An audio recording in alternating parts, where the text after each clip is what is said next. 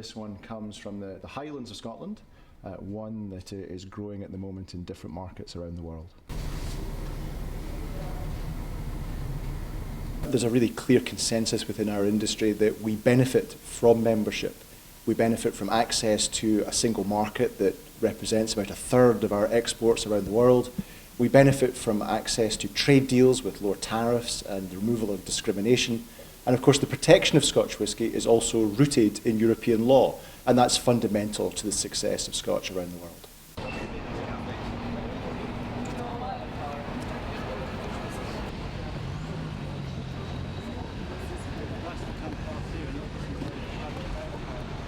I think we're better off in Europe because we're all one big family nowadays, I suppose.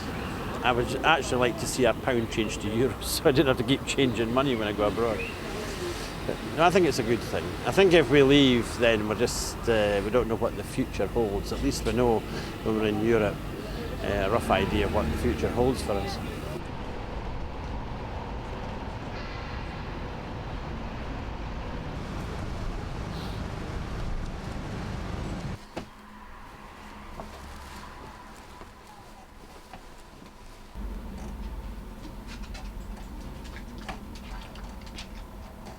Are you here for long? Or? No, we're on the boat actually. You know what? I think I'll pass. We're quite a specialised industry, and if somebody wants a kilt, then they'll come to us anyway. So I personally don't think it'll affect us, and I think there's too much scaremongering going on, so that businesses are scared, but we don't know what's going to happen either way.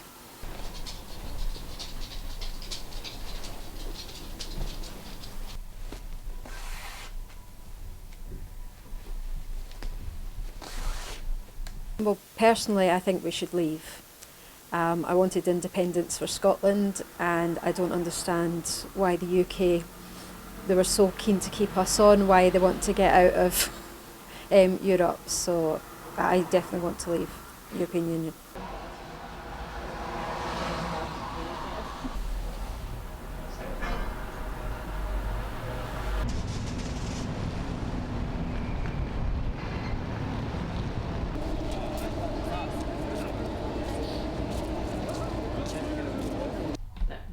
Get the information in.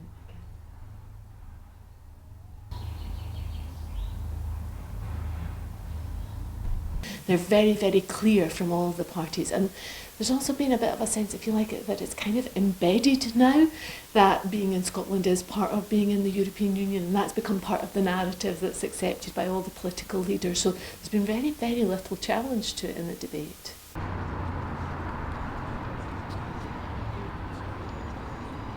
Clearly for remaining within the EU, as long as that EU is reformed and as long as that Scottish voice, that distinct Scottish voice is heard within that European Union.